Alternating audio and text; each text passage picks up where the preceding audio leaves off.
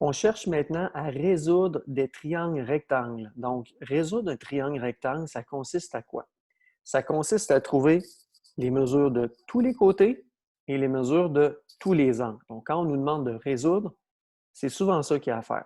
Il y a une autre possibilité aussi, c'est qu'on nous donne une partie des mesures des côtés ou des angles et il manque une ou deux données et on nous demande de le résoudre, c'est-à-dire d'aller trouver les valeurs manquantes du triangle rectangle. Donc, des exemples comme celui-là, c'en est un.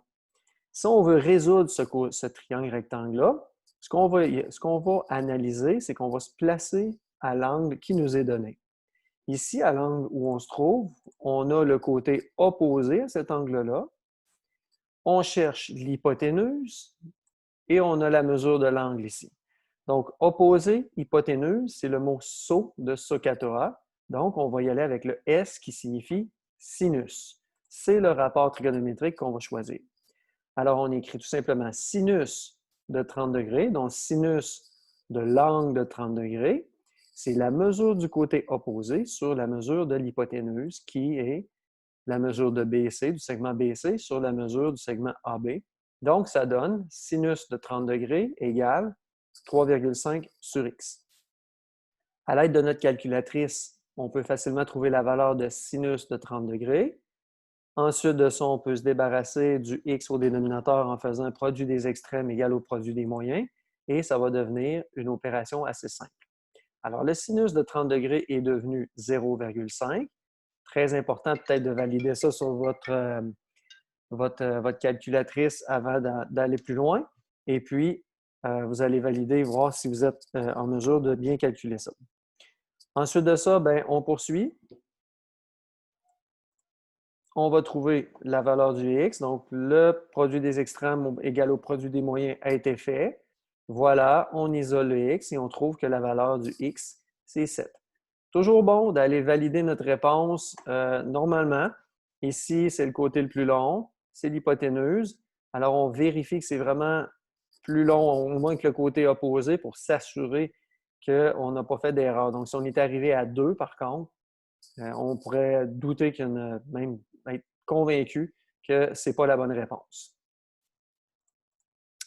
Ensuite de ça, deuxième exemple, avec un triangle comme celui-là. Maintenant, on a toujours le côté opposé à l'angle qui est ici. On a l'hypoténuse encore, comme tout à l'heure, sauf qu'il nous manque l'angle. Donc, au lieu d'avoir le 30 degrés, maintenant, on va le chercher. Alors, on utilise sinus parce que c'est opposé et adjacent qu'on nous donne. On remplace par les valeurs, donc ça, c'est les mesures, et on remplace par les valeurs. Maintenant, on a 3,5 divisé par 7 égale sinus de x. X, c'est la valeur de l'angle qui est là. Alors, pour trouver la valeur de x, il faut qu'on se débarrasse de la fonction trigonométrique sinus.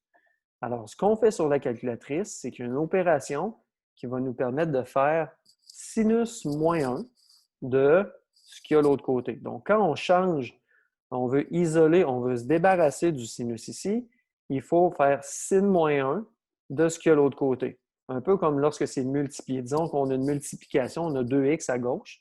Si on veut le transférer de l'autre côté, il faut briser ça en faisant l'inverse, c'est-à-dire on divise par 2. Donc, la multiplication est divisée, c'est deux opérations inverses. Donc, sin et sin moins 1, c'est des opérations inverses aussi. Alors, on fait ça sur la calculatrice. Très important de calculer 3,5 divisé par 7. Et on fait sin moins 1 de ça et on trouve que l'angle donne 30 degrés. Alors, quand on cherche un angle, évidemment, n'oubliez pas de mettre vos degrés. Maintenant, on a un autre exemple avec l'angle ici, 37,8. On a le côté qui est opposé et on a le côté ici qui est adjacent. Opposé, adjacent, OA, ça va être le TOA à la fin du SOHCAHTOA. Donc, avec un T, on va utiliser la tangente. Donc, la tangente de ces deux côtés-là égale 3,5 sur X. Tout comme l'exemple numéro 1, on prend notre calculatrice, on trouve la valeur de la tangente de 37,8 qui va donner 0,7757.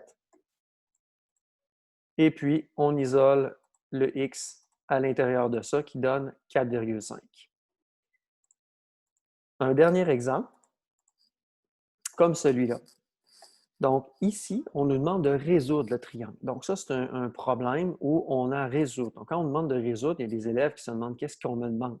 Alors, on me demande de trouver toutes les mesures des côtés. Il me manque ici l'hypoténuse et toutes les mesures d'angle. Alors, il nous en manque deux parce que lui, c'est toujours un angle de 90. On a toujours cet angle-là parce que quand on travaille en trigonométrie, on travaille dans des angles, des triangles rectangles.